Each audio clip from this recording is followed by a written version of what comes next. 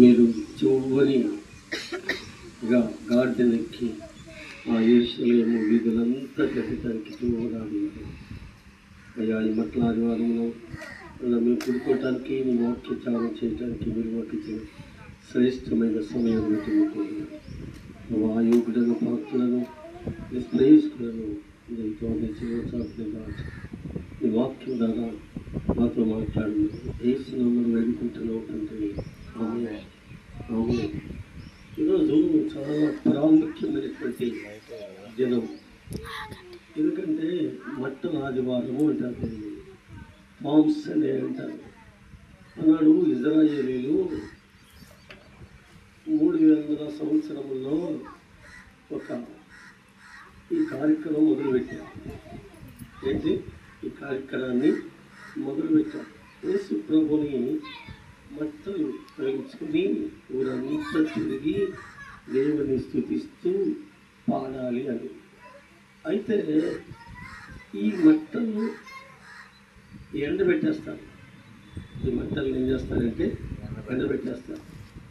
ఎండబెట్టేసి మరొక సంవత్సరము భస్మ బుధవారము అంటారు. ఏమంటారు దాన్ని? 40 దినాలు ఉపవాస దినాలు ప్రారంభిస్తానికి మొదటి బుధవారము దాన్ని భస్మ బుధవారము అంటారు. ఈ భస్మ బుధవారం రోజున ఆ బూడిదను, ఆ తెచ్చినటువంటి ఈతాకు మంటలు, దేవుని స్థుతించినటువంటి మంటలన్నీ కాల్చి బూడిద చేసి దాన్ని తీసుకుని వెళ్ళి ఒక నదిలో దాన్ని చదువుతారన్నమాట. అది ఒక ఆచారం. దానికే దీన్ని మట్టల ఆదివారం అంటారు. ఇదొక సంబంధించింది. అయితే ఈ మట్టల ఆదివారం ఎందుకు అంటారంటే యేసు ప్రభు గాడిద మీద తిరిగినటువంటి ప్రాంతం రోజుది. అసలు గాడిద మీదే తిరగాలి.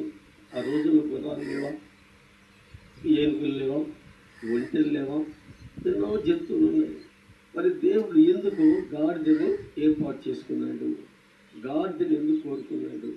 యేసు ప్రభు జీవితము ప్రవచనాత్మకమైనది. ఆయన పుట్టకముందే, ఆయన లోకానికి రాకముందే ప్రవచనకర్తలు ప్రవచించిన రీతిగా ఆయన మరణం గురించి, ఆయన జన్మం గురించి, ఆయన ప్రయాణం, ఈ యెరూషలేములో అడుగుపెట్టే ప్రయాణం, గాడిద మీదకి ప్రయాణం, వీటన్నిటినీ మన పట్టే స్థలం కూడా